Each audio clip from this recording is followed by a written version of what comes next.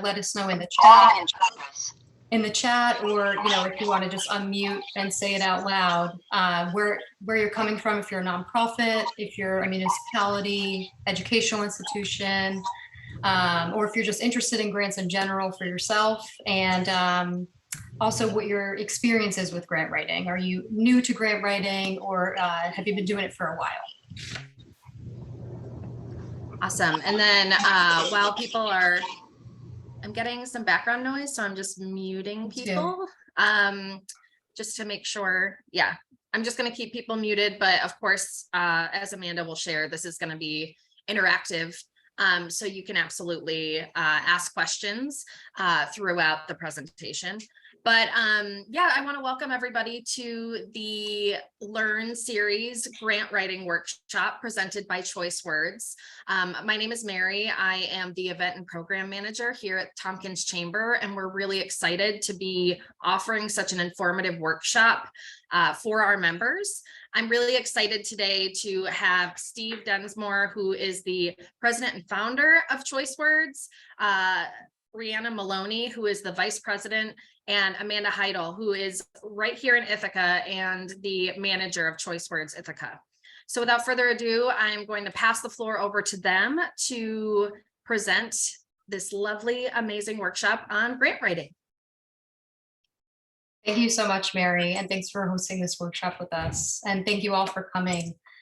So I'm just going to share my screen, and it looks like we have a great mix of different levels of grant writing experience here. So that's great. All right. So today, thank you again for coming for grant writing with Choice Words Ithaca. So today we're Choice Words Ithaca. Just to give you a little bit of background about who we are.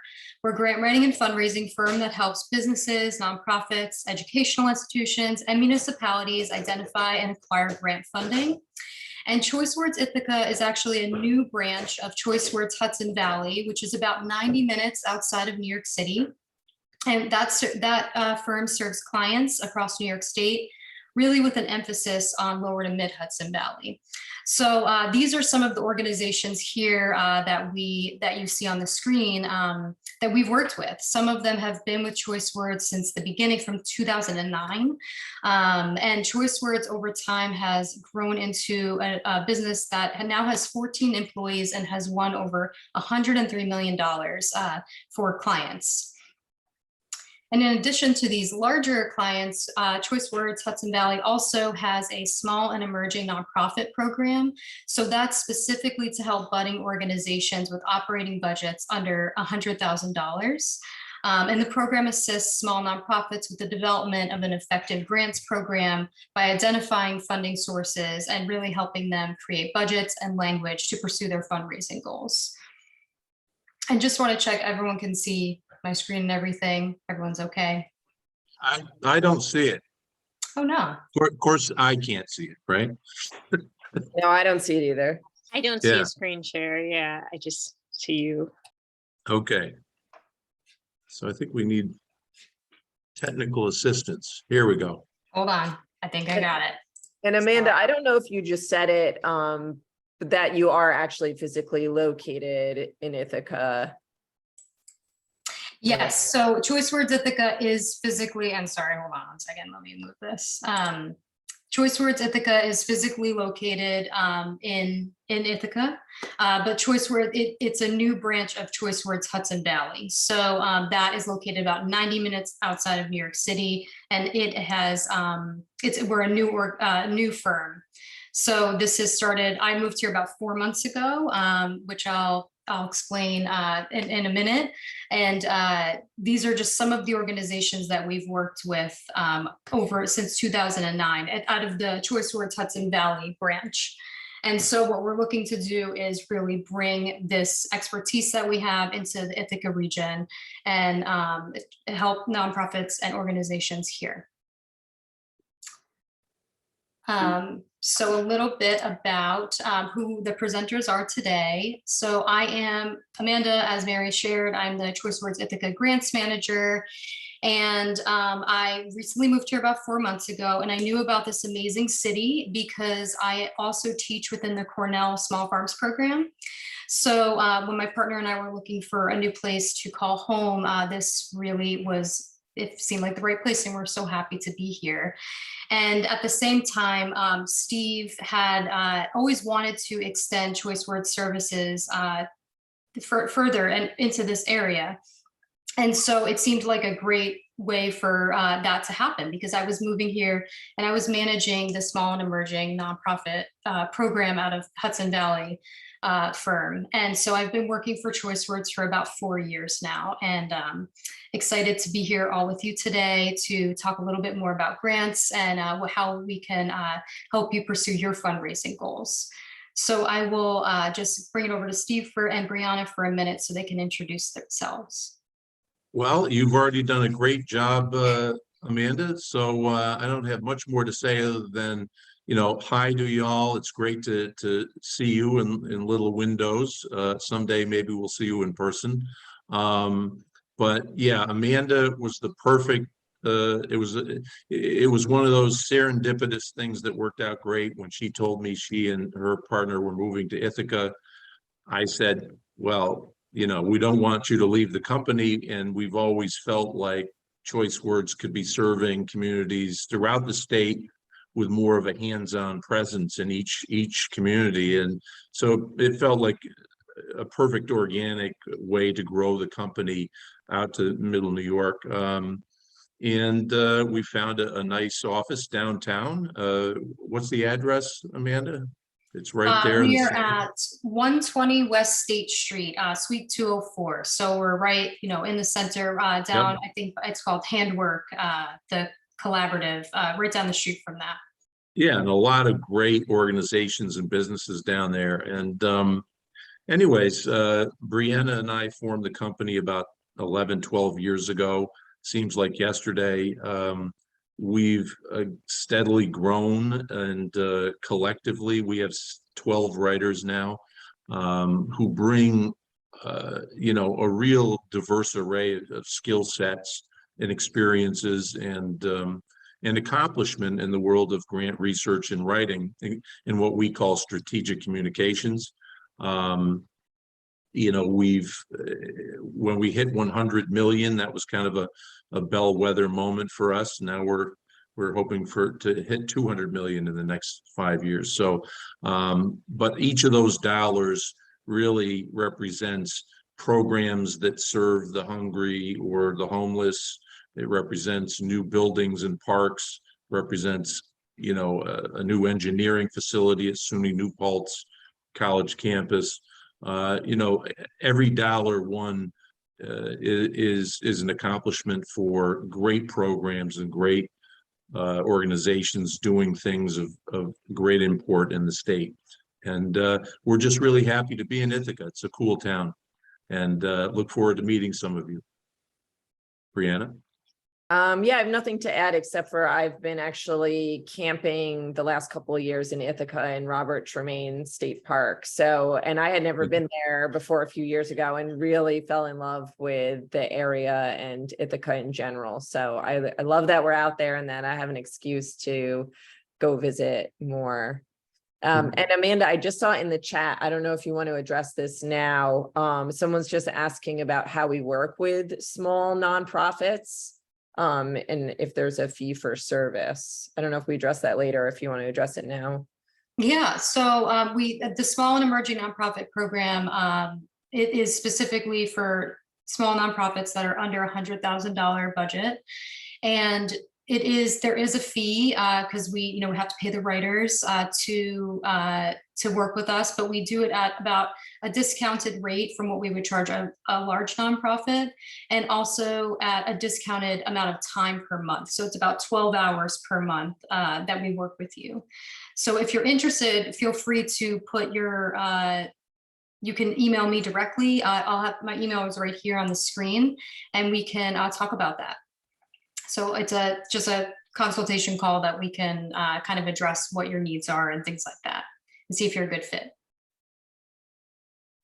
Great. All right.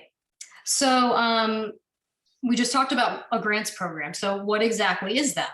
What's a grants program? So we like to say that it's continuously raising money so that you're not always reinventing the wheel. So you're basically always researching and looking for funding and finding what your priorities are so that you can align with these different funding streams, and that you're not just doing this one time and then forgetting about it. It's actually continuously always flowing and always going. And Steve likes to say that there What? is, I'm sorry? No, I know. Go ahead. I Oh, can no, Steve likes to see it say coming. that a sustainable grants program is actually like a three-legged stool, which I really like that. So it's basically like you have the mix of individual donations, you have events, you have memberships, and then another leg of the stool is the grants. So if you're only focusing on one, the other legs are actually like not really helping hold up the stool properly. So if you're focusing on all of those, it's really going to be the most sustainable because you're bringing in money in many different ways. And going back to that small nonprofit grants program, that's a lot of what we end up focusing on.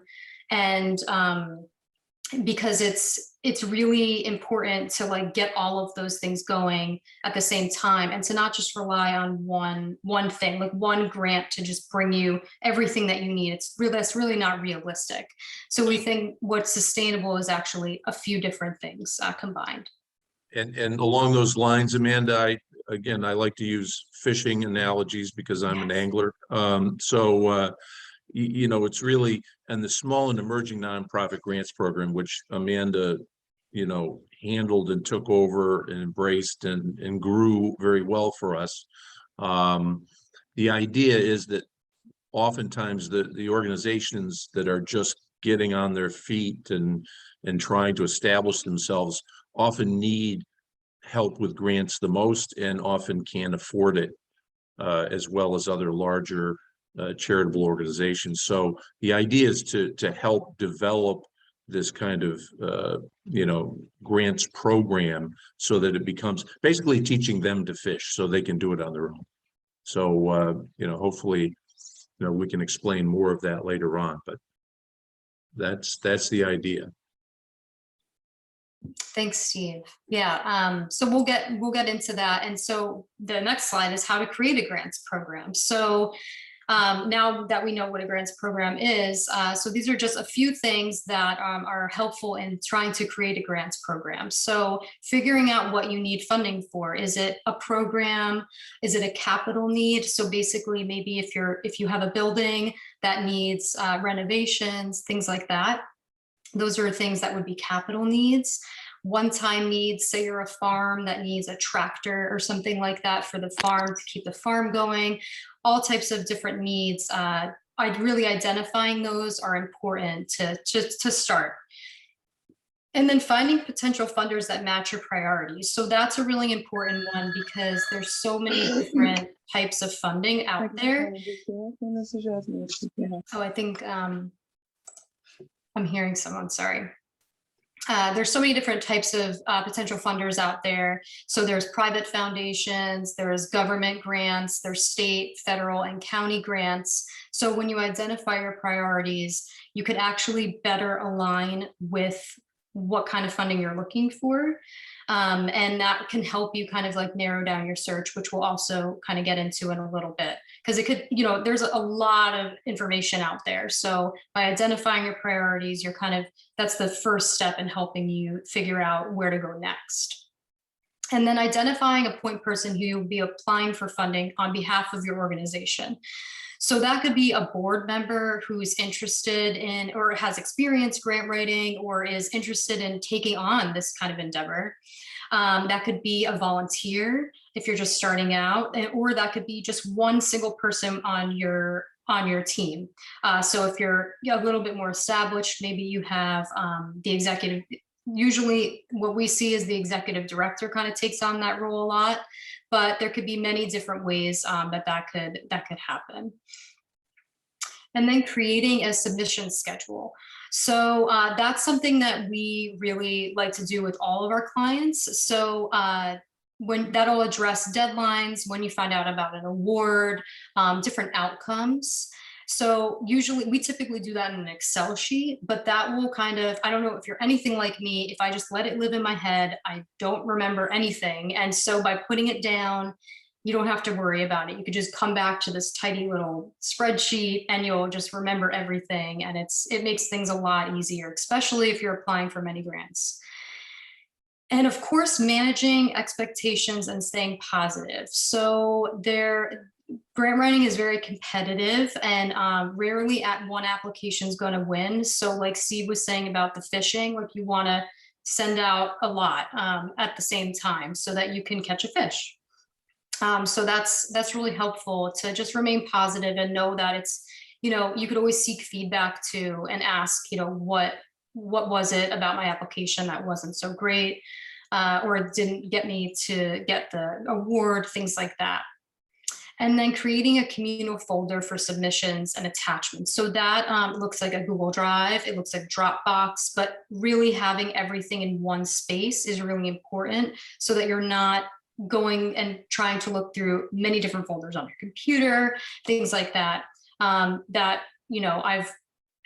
learned that being organized is really helpful in grant writing.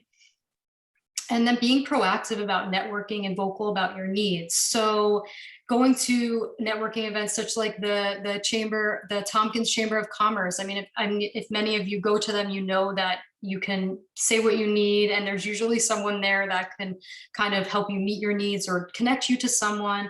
And networking is really the best way to get what you need out there and help your programs or projects move forward.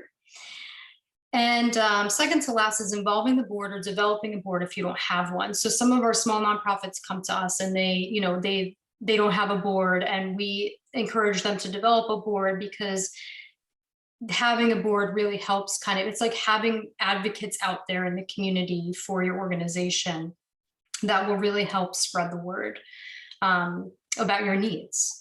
And lastly, it's reapplying to opportunities annually, so that basically as you start grant writing, or as many of you might already know, that when you find the right grants that match your priorities, you're actually setting yourself up for possibly getting funding continuously from those same foundations or other types of funding, because they know that you're meeting what you're saying you're going to do, and then you can continuously get funding in that way. So always just trying to reapply for funding. Amanda, I just wanted to add to what you were saying about having a board.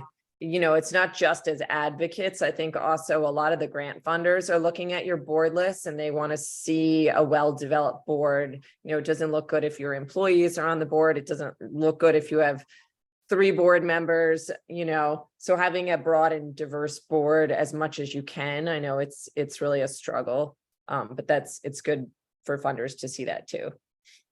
And if I can add, what we found is a great resource for, again, small nonprofits or recently formed nonprofits is NICON, the New York Council of Nonprofits, provides great workshops, intensives, and guidance as to, best practices for boards, for, executive directors, for management overall.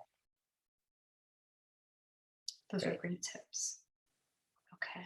And I'm gonna bring it over to Briana to talk a little bit about research. Yeah, so this is research not for writing the grant, but for finding grant opportunities, which is what I usually do when we have a new client, or Amanda does for the smaller nonprofits. So Foundation Directory Online, which is also related to Candid now. You're probably, any of you who have grant writing experience, you've probably dealt with Foundation Directory Online. It catalogs over 90,000 private charitable foundations, and there's all sorts of ways to search them with keywords, interests, geographic alignment, all sorts of things. There's a little bit of a learning curve to use it, but you do get a lot of information from it. You do have to pay to use it. However, there are libraries, several libraries that have a subscription to them that you can access online, or there might be other organizations, or if you use us, we have the professional membership. Grantstation.com, that's another website that has I believe it's a weekly newsletter with all different listings. And you can also search on the site. Grants.gov is all the federal listings. Grants Gateway is all the state listings. And the state, there's usually not that many on there, so it's pretty easy to search. Federal, I usually just, go right to the department that might apply to what you're looking for funding for, to see what they have available. Grants Action News, I believe that comes out monthly, and that's a newsletter you can sign up for through the New York State Assembly. They have a good little smattering of opportunities. Same, Grants Watch. Chronicle of Philanthropy, I believe you have to pay for, but they have some opportunities. And then specific government agencies, particularly counties, because they don't seem to really list them anywhere else. So it's just good to look at, if you can sign up for newsletters or alerts or things like that. It's just good to have opportunities coming from everywhere. And then Amanda's noted here, joining networking organizations, you'll get on lots of email chains with opportunities or people letting you know when there are opportunities. And same with our newsletter. We had one in the Hudson Valley, and Amanda's created one that's more Ithaca centric. So everything will pertain to your region. Yeah, so if you want to sign up for our newsletter, you can go to choicewordsithaca.com under the contact page, and you can just sign up there.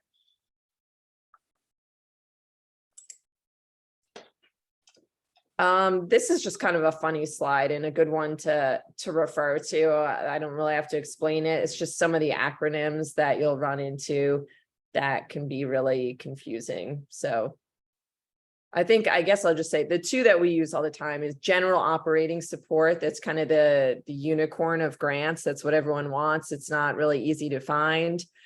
And then LOI, which is, that is on there, letter of intent or interest or inquiry. That's often the first step to getting invited to submit a full grant.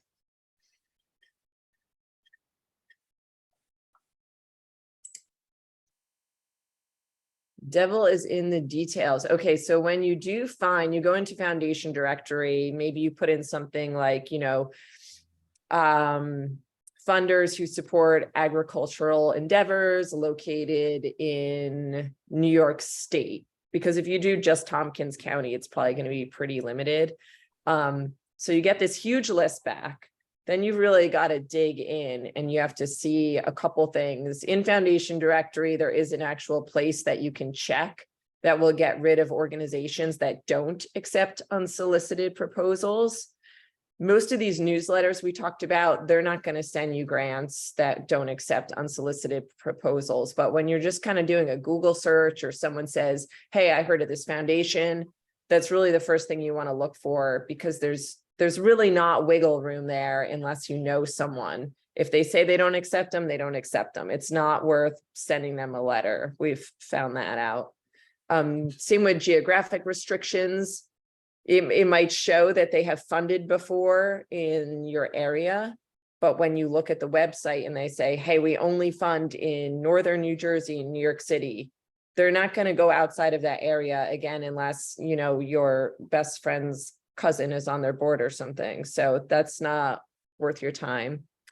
So you can find, if you don't have something like foundation directory, you can always look at their 990s. That's available online. It's public. You can see exactly where they're funding.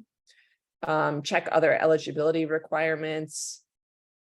Decide if you have a program that matches with what they want. Don't chase the money. This is something we say all the time. Don't change your programming to make it fit what the funder wants to fund, because then if you do win the money, then it's going to be more work for you and it might not necessarily be what you wanted funded. And if you're kind of trying to fit a square peg into a round hole, the funder also gets that sense. So you know, when you're following this list right here, yes, you are going to toss out a lot of opportunities that you originally thought were good fits, but you have a much higher chance of winning when you actually apply.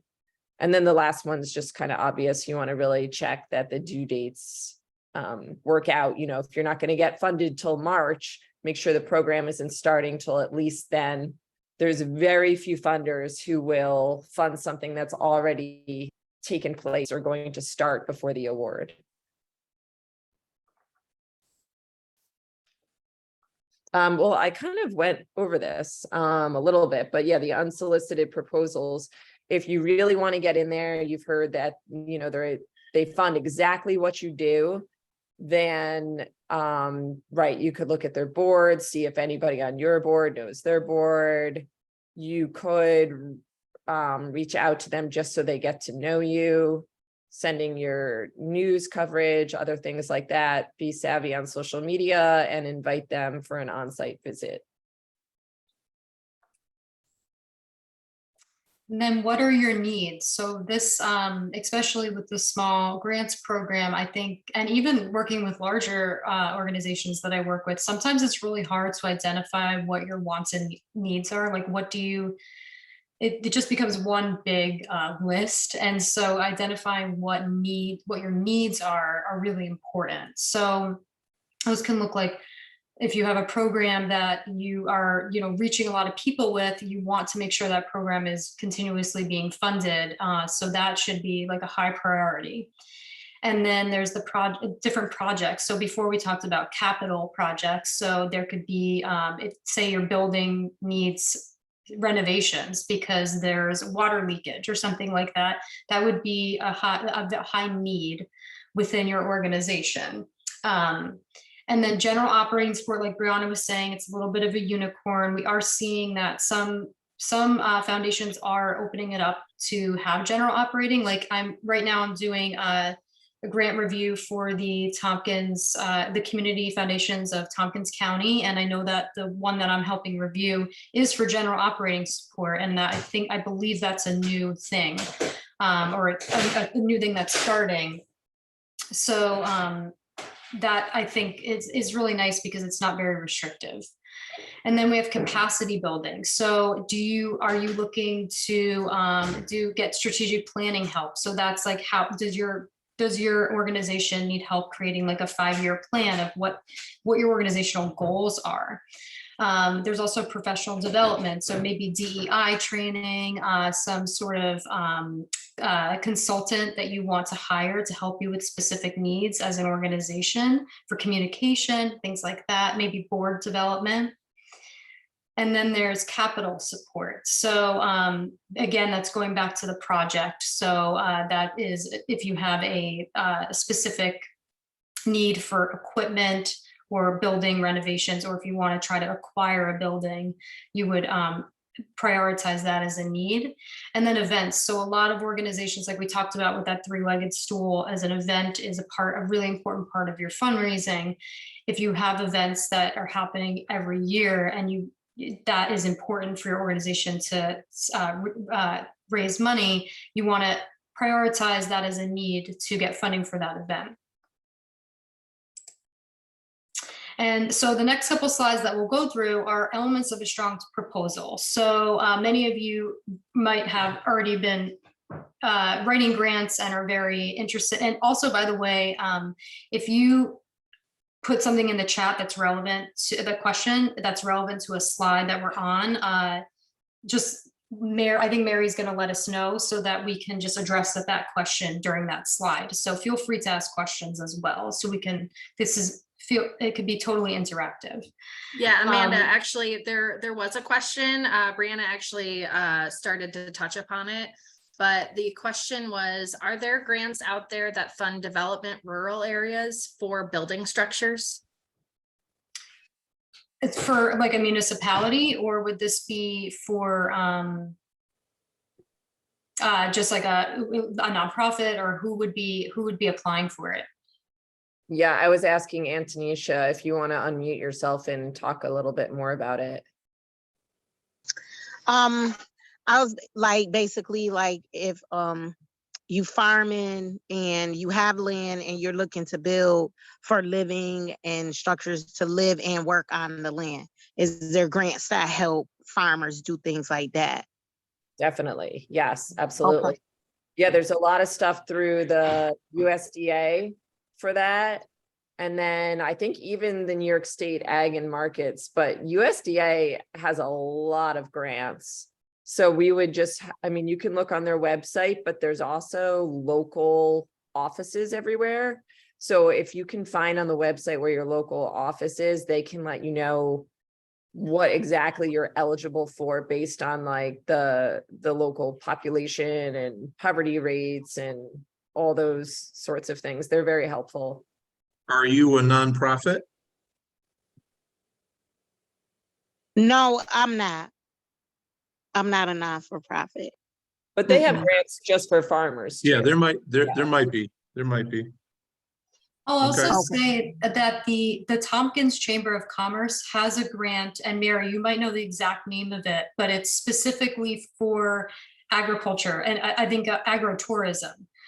So I think you can get up to $35,000. There is a little bit of you have to be a very new business. So you do have to become an LLC and you have to participate in a business course that they provide. But that is just part of the grant, and it can fund equipment. It does not fund construction, but the equipment could be, a big help. And the other thing I think is there's certain requirements around hiring certain amounts of people, but that I know Cloud Kelly is the direct point person at the chamber, the Tompkins Chamber. That would be the best person to talk to about that. It sounds like it could be a good fit for you.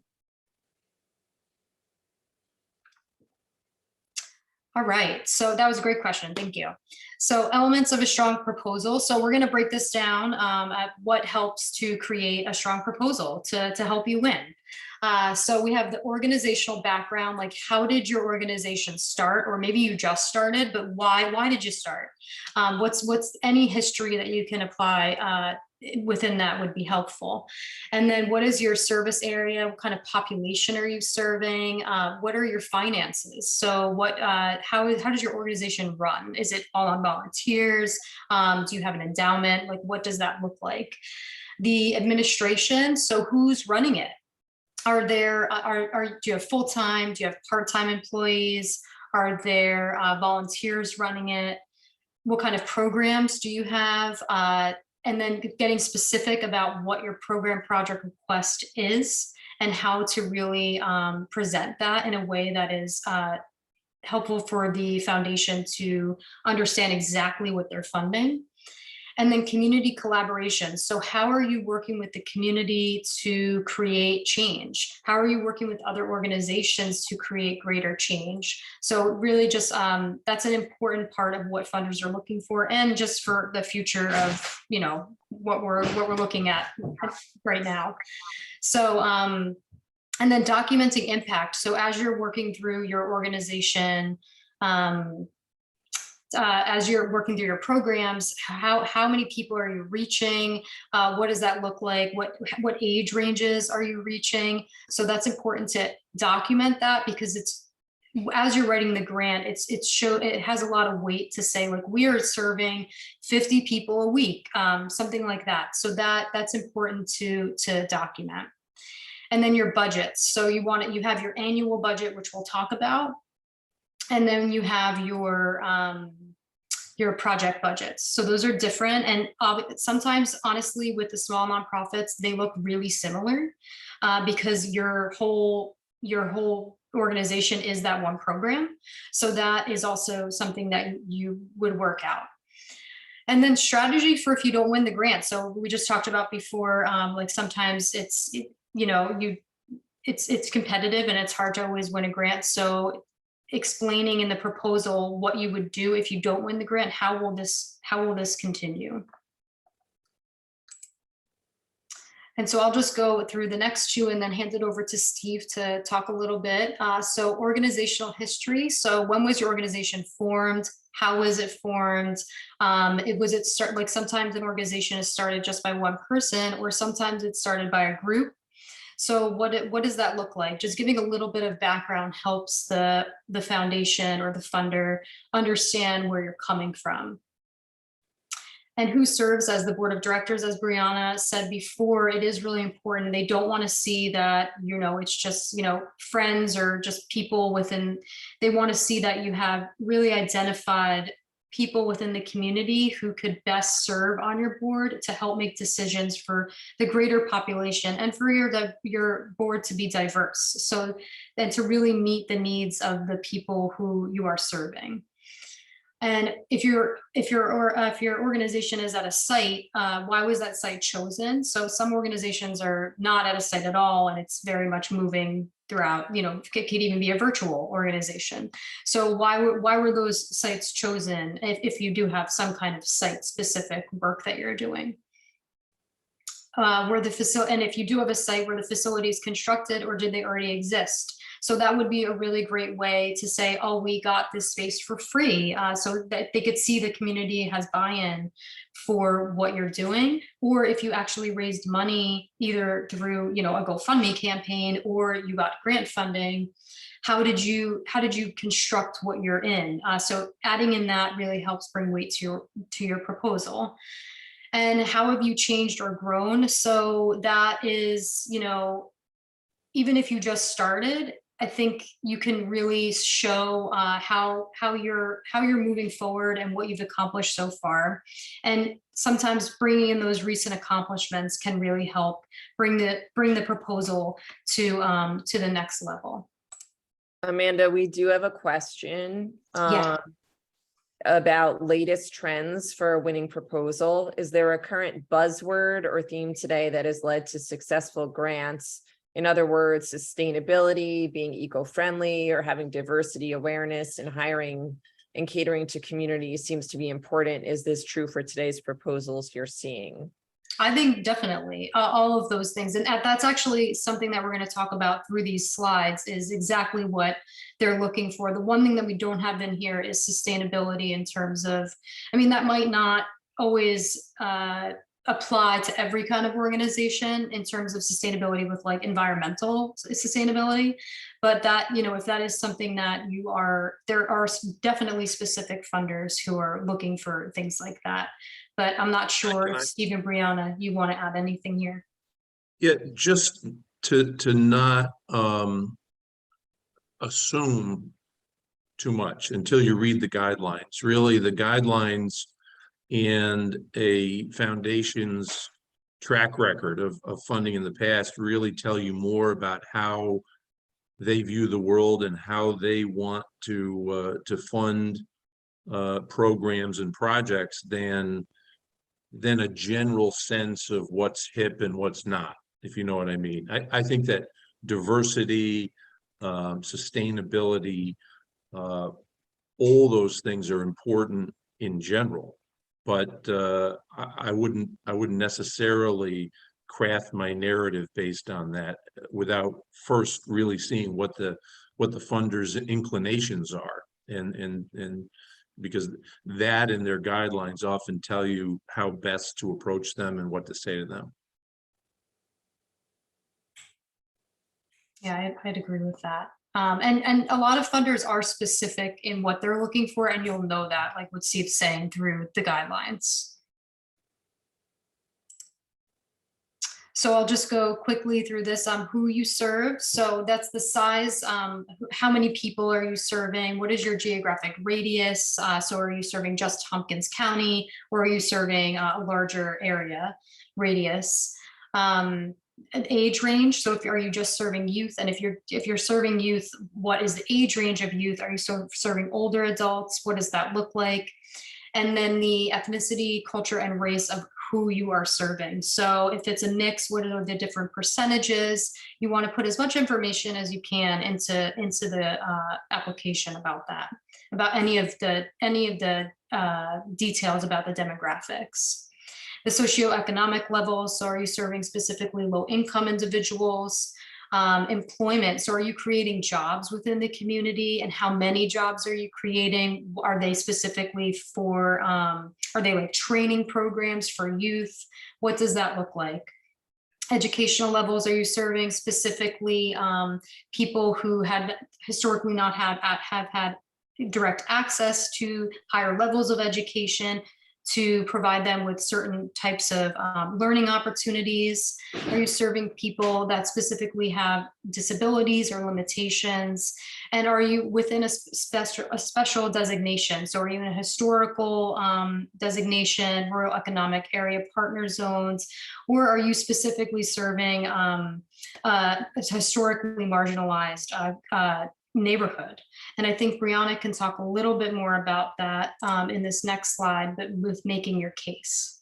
Yes, and actually, Billy Downs just asked the question, what resources are best to gather data for Tompkins County? So perfect timing. Here are some of them. I am not too familiar with the first two, but Amanda found them. So there is local data on there. I am a big fan of the US Census Bureau Fact Finder because you can limit it to, you know, county, town, census tract if you want to. And then you can, you know, there's a lot on there. There's a lot more than you think. There's poverty, but then you can break it down by gender, by race, by age. It takes a little manipulating sometimes, but you can really find some good information there. Then, you know, just some others. US Department of Labor has employment, unemployment, also has job projections for things that are going to be in demand or not in demand in the future. New York State report cards, that's through the New York State Department of Education, and it's by district and by school. You can find a lot of good information. County regional community health need assessments. You just kind of got to Google that for your region and you'll find it.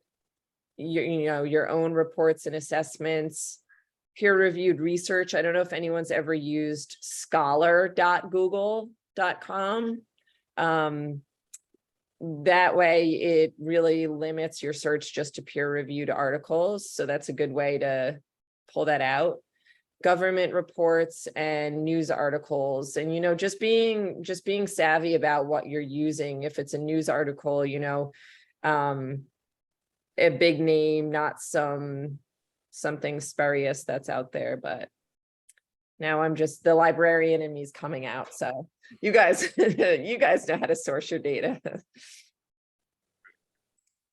All right, then we'll take it to C for financial overview, and just a little time check. We're at 12:45. Budgets are important there. No, I think I'm going to get the hook soon. So I think oftentimes people in charitable work and nonprofit work are much more centered on the good that they're doing and the clients they're serving than on the cold hard facts of the numbers in the budget.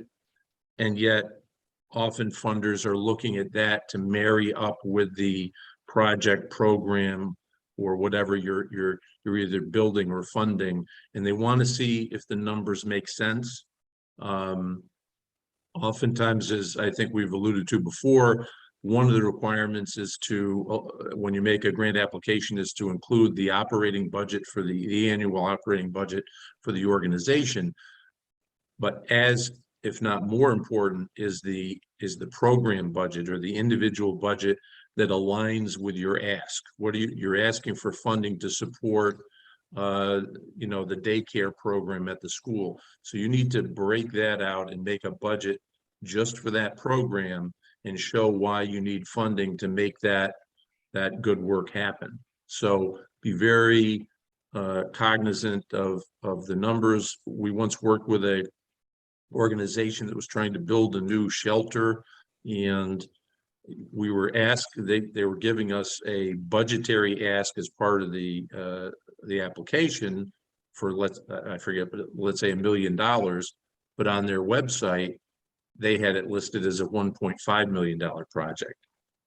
You've got to have your numbers and your external communications lined up, you know, so that everything makes sense, because it is so competitive to win money from funders. So there's probably 3 asks for every one that gets funded. You really need to work to have everything line up well and not give any excuses for being put on the bottom of the pile.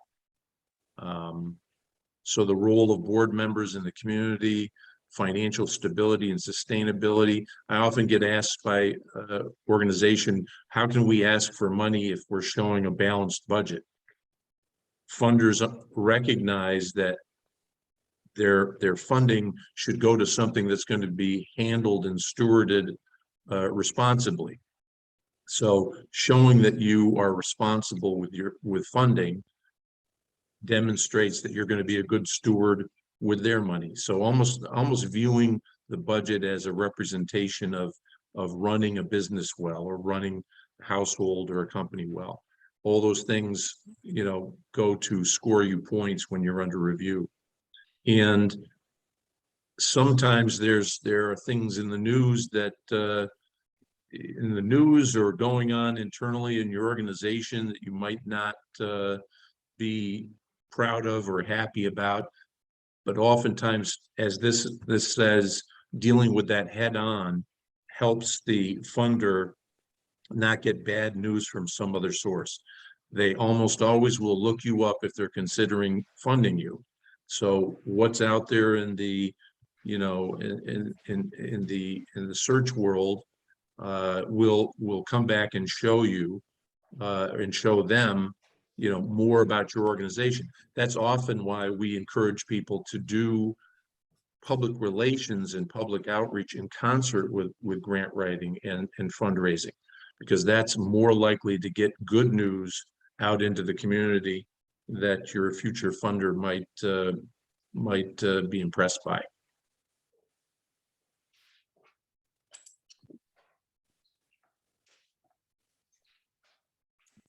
Then we have your team. So who's running the organization? What are their qualifications? So that's really helpful too. Like if you have, say you have an educational program for youth, you want to talk about that the people running the program have experience working with youth. It's always helpful to talk about any sort of qualifications that each person might have.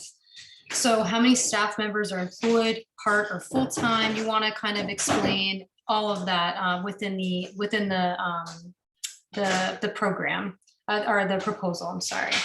And then how many volunteers? So are there, do you have 3 volunteers? Have you grown to have 150 volunteers? Is your team completely volunteers? So that's important to also speak about within the proposal. And then again, going back to qualifications, accreditations, licenses, awards that your team has. So any sort of training that you've gone through, that's also important to sort of recognize there. And then we have programs. So what programs and services are actually offered?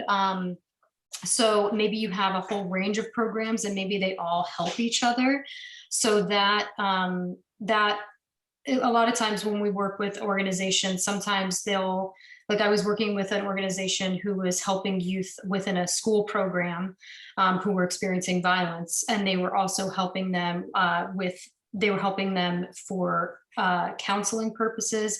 And then they also noticed that within the reason they were not doing well in school was because of the violence that they were experiencing. So they were offering these services that were kind of cyclical. And I think really talking about, if you have something like that, talking about how that kind of comes around as a whole could be really impactful in the proposal as well. So then identify major activities and provide a concise description of each, including what we talked about, the average number of program participants, how many people usually attend an event, programmatic budget. So has your identifying what your program budget is and maybe what you're looking for funding to increase that budget for, and then other funding sources that you have for that program. So say some of your program is coming from sales of a membership. You can always talk about, if you talk about it in the narrative, it's really important to mirror it in the budget and vice versa. So you always want them to match. And then, Steve, you want me to kick this back over to you? Sure. Just, you know, oftentimes funders specifically won't support capital requests. Only a certain, they're kind of like a unicorn also. Certain funders will support construction, acquisition, sometimes renovation, environmental remediation. All those things are unique to certain funders. And, you know, if your project is to build something or renovate or rehab a building, you know, that becomes a specific aspect of the search. That project should relate directly to the charitable purpose. It should often be viewed as an investment that will lead to an organization becoming more sustainable, more efficient at what it does, or being able to serve more people. You know, so there has to be a justification for the expense in the narrative. And then there have to be, you know, pretty good plans and budgets to align with the project. Now, New York State offers a grant program under the consolidated funding application through Empire State Development Corporation that will provide up to 20% of project costs for you know, renovations, acquisition, construction. But most of those applications, those can actually go to a for-profit entity, but they're almost always linked to economic development impacts. So, you know, that's something to keep in mind if you've got a large capital project coming up. And nonprofits can win those as well, as long as they're linked to an economic impact or to expanding services. Then when you're looking at this, the funder will want to know what kind of regulatory reviews you've got to go through. Does it need to pass through SECRA and get a site plan approval? All those things can take longer for the project to develop and be in the ground. But you should know that going into the application, because you'll be asked those questions. And how does it advance your mission?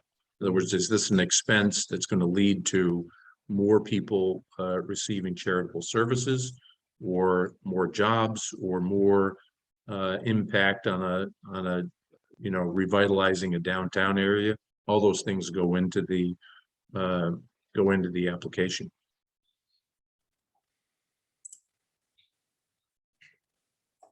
And then we have capacity building. So that's improving and enhancing your organization's capacity to archive its mission. So that is the governance. So does your board need some sort of, does the staff and the board need some sort of training to help advance its mission? Strategic planning. So the capacity building would be, there are specific grants for capacity building for really hiring different consultants to help your organization achieve its mission by working on some of these very specific things that don't really fit within the regular timeline of, you know, your everyday to-do list. So then there's strategic planning. So we talked a little bit about that. So that's, you know, helping specifically helping your organization create a certain amount of basically a plan of how it's going to achieve its mission and how it's going to, so say we work with an organization who for the first 10 years was really working on capital campaigns, and now they want to do a strategic plan to actually move forward for more community programming. So they're doing a strategic plan to help them really achieve that, and they have to bring someone in to help them create that plan. And so diversity, equity, and inclusion. So some boards and staff might need some help in helping to create that diversity, equity, inclusion within the organization, and to really build it into everything you're doing. And then communication. So sometimes there could be, I mean, interpersonal communication, I think, is probably one of the hardest things within organizations. Sometimes it's because there's a lot of people have a lot of things going on, so it's hard sometimes. So you could bring in an external person to help you work through certain ways of speaking with each other and ways of communicating. Human resources. So sometimes you need to revisit your HR manuals, and you need some help with recreating different HR policies. And then fiscal management. So say, as Steve was saying, the budget's really important to match. Like if you're seeing that your expenses are far exceeding your revenue, you might need to bring someone in to help you really figure out what that fiscal management is. And then a big one is technology improvements. So we do so much on the computer within the nonprofit world, or just in general. And a lot of times those go out of date and we need upgrades. So there's grants out there for capacity building that this would fall under. And then collaboration. So what organizations do you collaborate with and how? So that's going back before what we were talking about, like how are you working within the community with different organizations to create change in the community and to help your organizations grow. And so if you're a grassroots organization, how are you, sometimes grassroots organizations are doing this a little bit differently. So how are you collaborating with the community to make that different kinds of change? Are you working with, or are you an established organization working with a grassroots organization? So to help elevate them, and then they're in turn, helping you learn new ways of operating. Are you working with schools, colleges and universities, local government, businesses, and how do these collaborations contribute to your mission? So these are all really important things to talk about, because it's not only just important for the funders, but also it's important for your organization to really sustain itself, to not like just be siloed as like one organization, but to really work together. And diversity, equity, and inclusion. So I actually, as I said before, I've been working on the review panel of the Tompkins Community Foundation. And these were actually some of the questions within the proposal. So some applications will not even have these kinds of questions, but it is always great to, add a little bit of, if you are working on it, it is important in your organization to pursue these diversity, equity, and inclusion initiatives. It is important to mention it within your proposal, but at the same time, you can have, there might be very specific questions that you have to answer about your board diversity, your staff diversity, and how your organization is actively engaged in work practices that contribute to this, and how you plan to track your progress, and how you are going to handle issues of bias or racism if you have something come up within your organization, if you're doing not only just in the organization, but also in the community with different programs. And then Briana, do you want me to kick it over to you?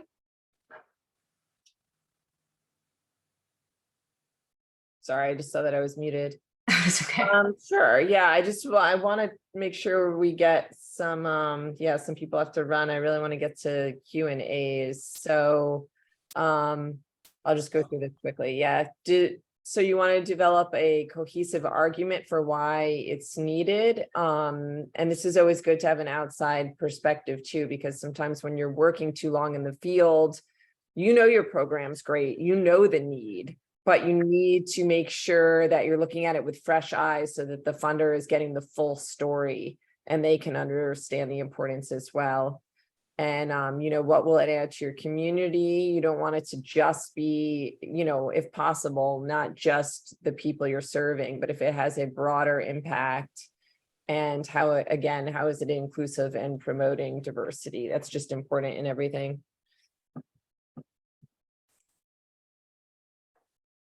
I think a lot of these have been touched on already. I think we could probably just keep breezing by, right, Steve? Yeah, I think so. Again, we would love to get to your questions. I know we're running a little long, as we writers and talkers tend to do, but it's all important stuff. Hoping folks can stick around for a few more minutes for Q&A. How does that look, Mary? Yeah, absolutely. Yeah. No place to go, no lunch. I know Jennifer, editor, writer, proofreader, that's her title, had a question about actually filling out a grant application. Oh, thank you, Briana. Yeah, I'll ask that. I think all the info that Amanda, you went through was so excellent, like all the details. I know, having worked with nonprofits on grant writing and myself being part of a nonprofit, can have this sense of overwhelm, like, wow, I know my nonprofit and I know I've identified the grant I want to apply for, but it's just filling out the application, like culling all that information, connecting with other folks within the nonprofit to find out the exact numbers. So it's a mixture of both the narrative and then like the data, the qualitative and the quantitative. So my question is, do you find that most applications, most organizations that are, the funders, are they using like a simple Google Docs and it's like just plug it in? Or are these more extensive? There's much more narrative based. I mean, what is the expected amount of time that a nonprofit might want to set aside to both cull their information and then write the thing? Because again, I know there's a sense of overwhelm that stops people in their tracks from even doing the application. So If that's I something. could, if I could jump in there, Jennifer, great questions. I think that what we've found is that, frankly, that's why we're in demand. We're very busy because a lot of nonprofits, businesses, whatever it is that you do, writing grants is not the thing you do. It's not the primary mission or focus of the organization. You do the charitable thing that the nonprofit is trying to accomplish in its mission. But what we've also found is that the more we work with an organization, or the more successful organizations do this internally, the ones that do it well are doing it almost reflexively, like breathing in and breathing out. Every month they have a certain number of grants or asks they're getting out the door. And what you'll see is a lot of times, I wouldn't call it boilerplate, but you can develop language that can be reutilized in a number of applications, along with the budgets, along with the backup documentation that Amanda pointed to in one of her slides. You create a repository of, the board, the budget, the background, the history, all those things, because they're often asked for, whether it's by a foundation or by a government entity. They all mince and mix it in different ways, but oftentimes certain things are repeated. So the more you do grants, the more applications you do, the more efficient it becomes and the less overwhelming. I know, Briana and Amanda, you want to add to that? No, I don't really have anything to add. Me either. I think just giving yourself a good amount of time is important too. Thank you. Yeah, well said. Thank you. And hi, Jennifer, by the way. It's good to see you here.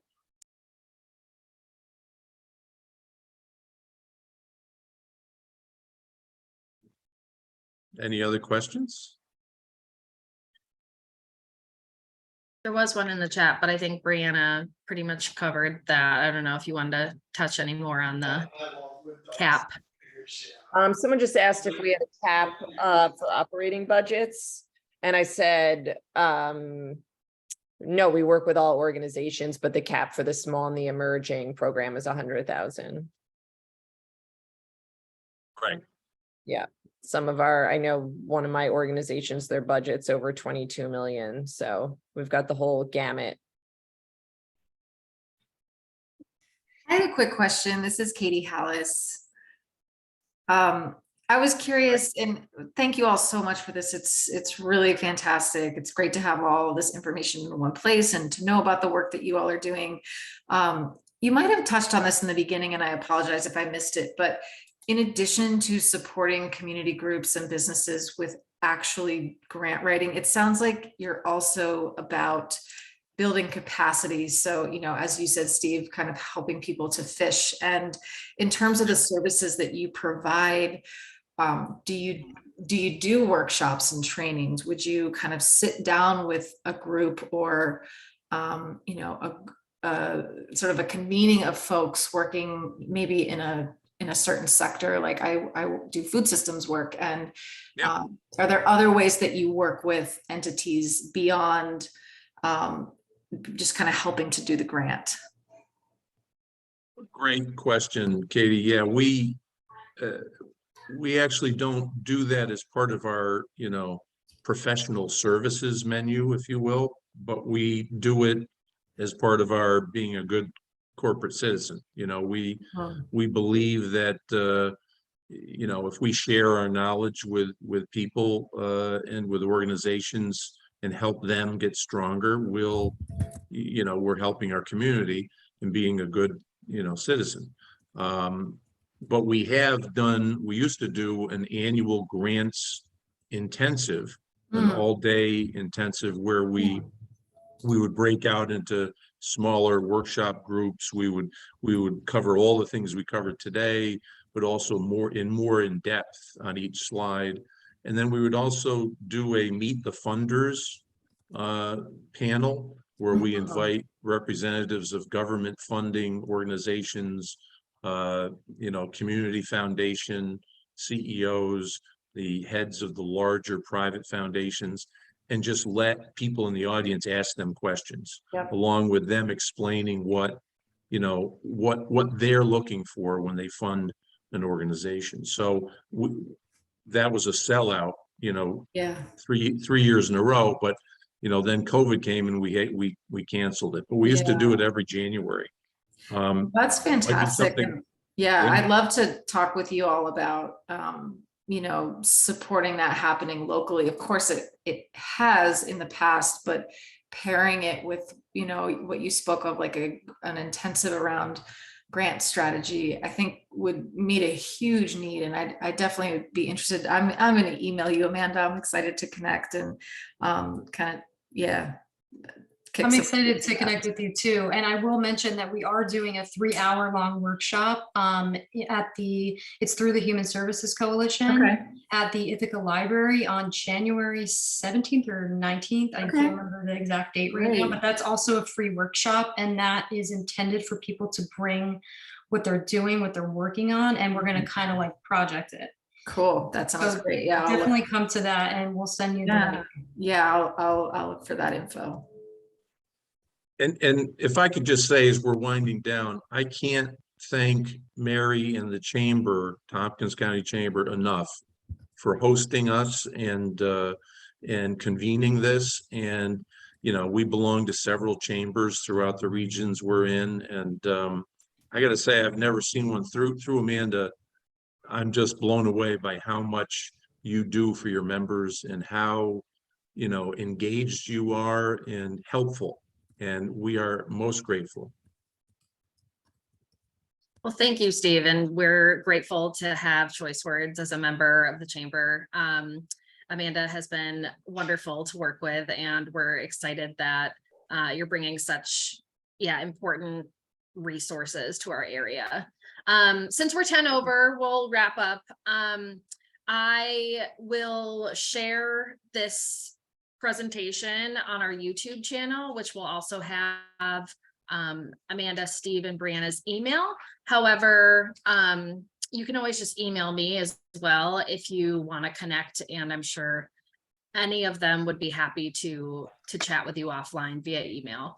I do want to mention that the Learn series is sponsored by Tompkins Community Bank. So thank you so much, Tompkins Community Bank, for making this available for our members to attend for free, because this is, information that sometimes isn't as easy to access. So I'm really happy that we were able to connect and bring this information to everyone today. And then, and with that, we'll wrap up. But thank you, Choice Words, so much again. And I hope everyone has a great rest of their day. Yeah. Thanks so much, Mary, and thank you Thanks, all. folks. Nice Thanks, meeting you all. Amanda. Hi, Julie.